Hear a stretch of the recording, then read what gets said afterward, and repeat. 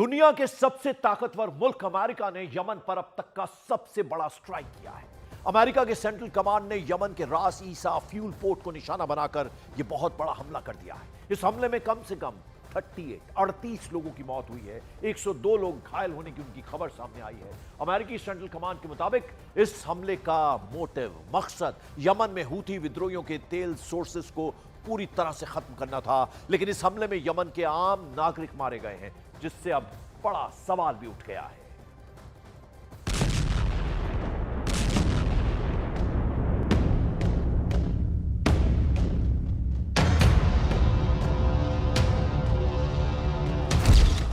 America की air strike से Yemen में तबाही,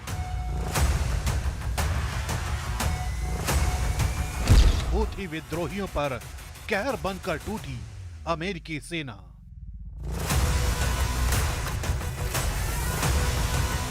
हूथियों के तेल बंदरगाह पर अमेरिका की बमबारी।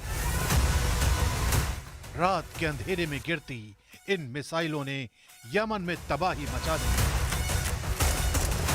यमन में अमेरिका का ये सबसे बड़ा हमला बताया जा रहा है। इस हमले में यमन में हूथी विद्रोहियों को टारगेट किया गया और फिर शुरू हो गई ताबड़तोड़ बमबारी।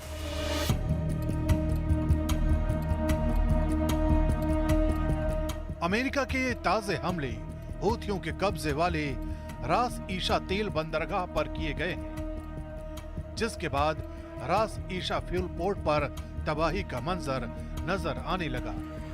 हूथियों के टीवी चैनल मसीरा टीवी ने जो वीडियो जारी किया है, उसमें जली हुई गाड़ियां, टैंकर से निकलते आग के शोले नजर आ रहे हैं। इस दौरान वहां पर रेड क्रेसेंट से जुड़े कर्मचारी हमले में मारे गए लोगों के शव को निकालते दिखाई दिए। मसीरा टीवी चैनल के दावे के मुताबिक अमेरिका के इन हमलों में 38 लोगों की मौत हुई है, जबकि 100 से ज्यादा लोग बुरी तरह घायल हो गए। यमन के रास ईशा फ्यूल पोर्ट पर टारगेट करके किया गया ये हमला अमेरिकी सेंट्रल कमांड की तरफ से किया गया और दावा किया गया कि इस हमले में हूथी विद्रोहियों की फ्यूल सप्लाई ध्वस्त हो गई। अमेरिकी सेना के मुताबिक ये हमला यमन में अब तक का सबसे घातक हमलों में से एक है, जिसे अमेरिका ने मिडिल ईस्ट में ट्रंप प्रशासन के बाद मिलिट्री ऑपरेशन के तौर पर अंजाम दिया है।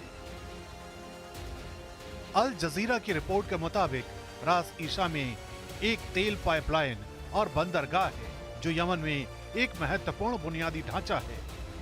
यमन के लगभग 70% आयात और 80% मानवीय सहायता रास ईशा, होदेइदा और अस-सलीफ के बंदरगाहों से होकर गुजरती है और इन्हीं में से एक फ्यूल सोर्स को अमेरिका ने बर्बाद करने का दावा किया है।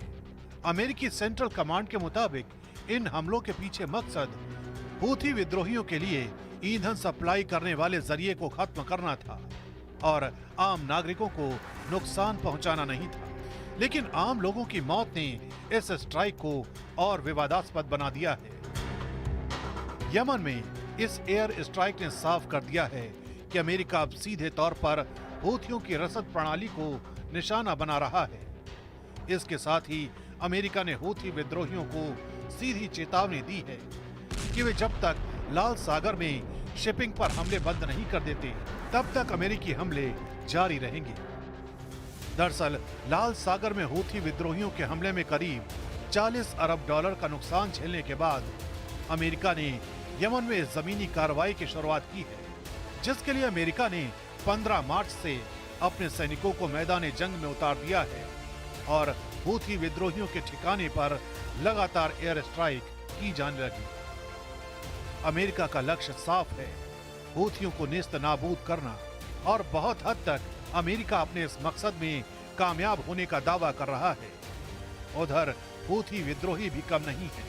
उनके नेता अब्दुल मलिक अल हूथी ने चेतावनी दी थी कि उनके लड़ाके अमेरिका और उसके सहयोगियों से मुकाबला करने को तैयार है, वो पीछे नहीं हटेगी।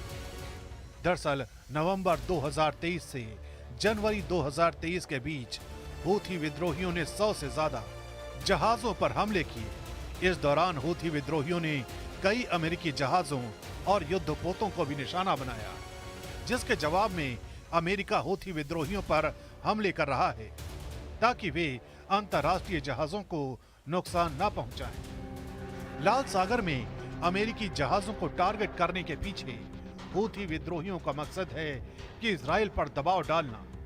हूथी विद्रोहियों का साफ कहना है कि जब तक इजराइल गाजा पट्टी में युद्ध नहीं रोकता और वहां पर जरूरी सामान की सप्लाई होने देगा, तभी लाल सागर में व्यापारिक जहाजों पर हो रहे हमले रुकेंगे। हूथी विद्रोहियों के इस ऐलान के चलते लाल सागर का इलाका व्यापारिक जहाजों के लिए खतरे का संकेत है, या यूं कहें तो लाल सागर का ये इलाका बहुत असुरक्षित हो गया है।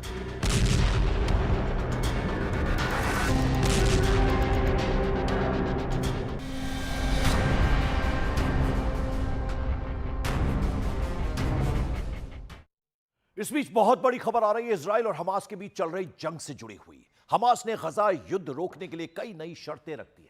हमास के मुताबिक अगर इजराइल जंग पूरी तरह से खत्म करता है तो हमास सभी बंधकों को छोड़ने को तैयार है। हमास के नेता खलील अल हया ने कहा है कि अब कोई भी अंतरिम समझौता नहीं किया जाएगा।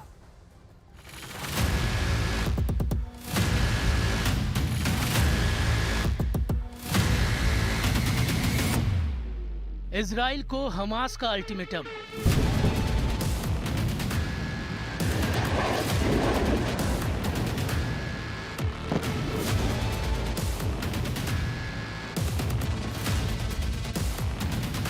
हमास के लिए बंधक बने हथियार।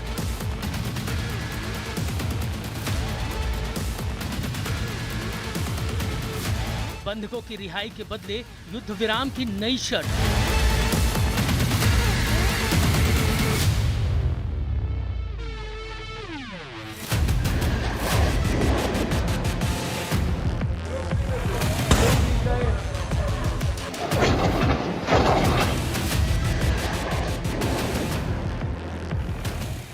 अक्टूबर 2023 ये वही तारीख थी जब हमास के लड़ाकों ने मधुमक्खी के छत्ते में हाथ डाला था।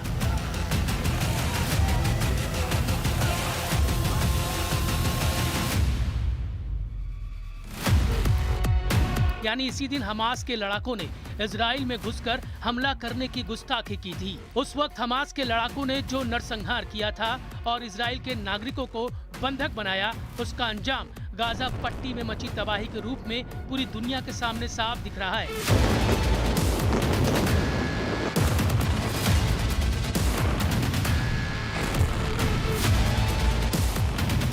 इजराइल ने उस नरसंहार का बदला इस तरह से लिया कि हमास की रूह कांप गई। हजारों फिलिस्तीनी बेमौत मारे गए। गाजा पट्टी किसी कब्रगाह में तब्दील हो गई।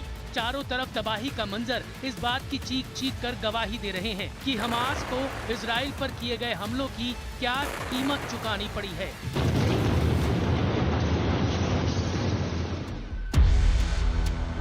लेकिन अब जब इस भीषण जंग के खत्म होने की किरण नजर आने लगी, हमास सरेंडर की मुद्रा में दिख रहा है, क्योंकि हमास की तरफ से एक शर्त सामने आई है जिसमें यह कहा गया है कि वो इजराइल के बंधकों को रिहा करने के लिए पूरी तरह से तैयार है।